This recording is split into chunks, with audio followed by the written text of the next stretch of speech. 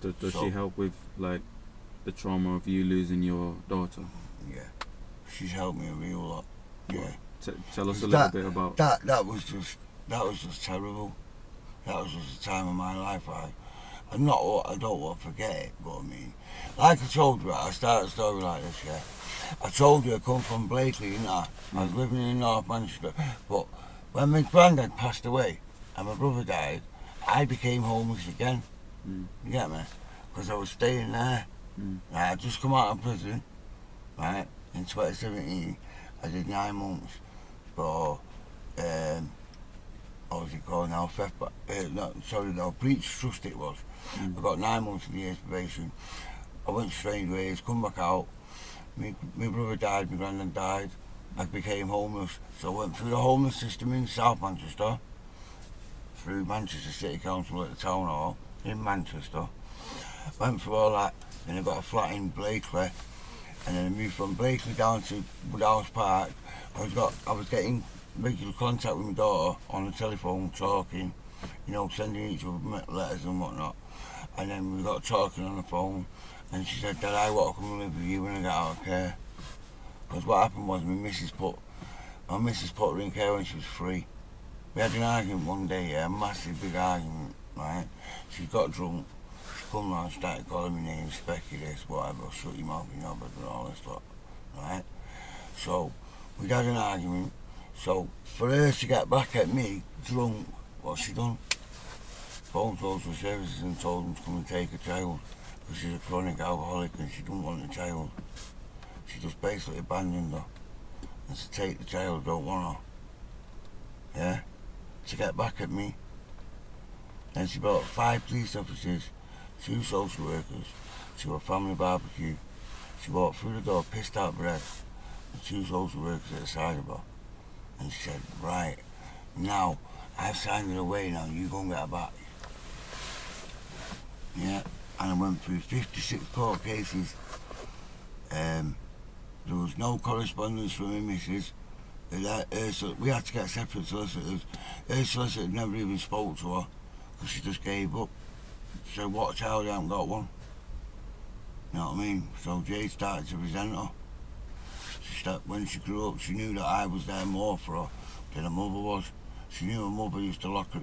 She used to tell me that Mum used to lock me in the bathroom, Dad, while she was getting drunk in some random guy's house. She just locked the baby in the bathroom in the car seat and just get pissed.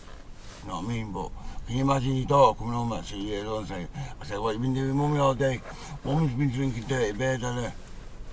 That's what she used to say. Mummy's been drinking dirty beer. You know what I mean? So, that situation with my daughter anyway. What happened was, cut a long story short, my missus had died now, yeah. She stage 4 breast cancer, right? So I laid her to rest. And then, obviously, I knew she was in care. I thought, is it 18 or 16 you can get contact? So the social worker told me, you can have letterbox access for now. And you can talk on the phone. Right, and then we started to meet up. And then one day I was talking to her on the phone and she said, Dad, I want to come move in with you. I want to come live with you when I come out of here. I want to be there for you like you was there for me. You know what I mean? I mean, alright, she was only 16, but she was like, I want to take care of my dad.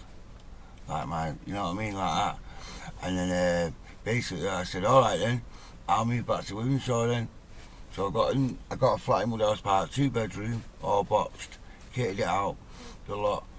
2 weeks after I come down there to Wimshaw, I got a phone call.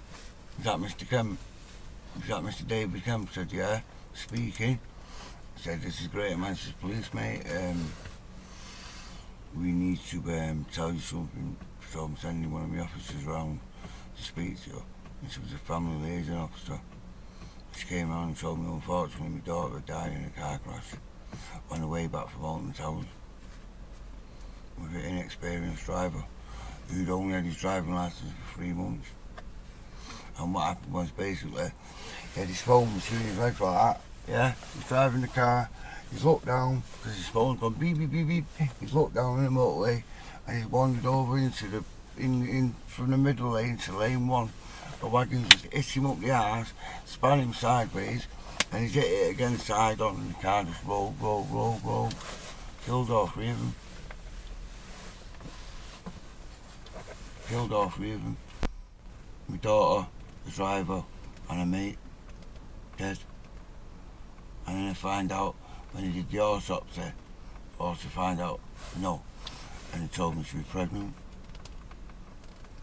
Told me she was pregnant at the time.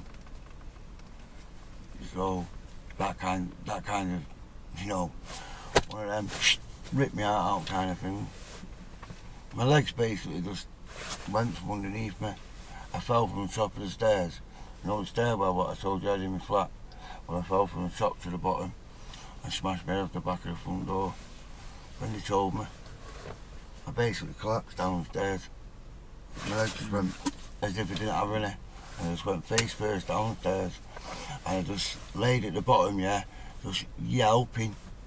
Like, you never even heard it, mate. It's like kind of a weird, it's like you're letting some kind of primal, you know, cry out. It was like part of me had died as well. And that, mate, from that, do you know what? You know when I said I got an antisocial behaviour order? That was part of me grieving. That was me saying fuck the world, basically. That's how it went. I lost it a little bit. I'd like to go back and start again and be a proper father to my daughter. And then I won't be taking drugs. Because when my daughter was born, I stopped taking everything. And I was a father. But I only got to be a father for 3 years. And after that, when she got took away from me, that's when it all started. But it just got worse and worse and worse. Then I lost my granddad, my missus, you know what I mean? It was on one death after another. And then to top it all off, my daughter finished me off. And I think I'd start again with a child as well. But with I would have liked to have had her with a different person. Somebody who was more intelligent. Because basically she had the mental age of a 10-year-old. That's what I was told.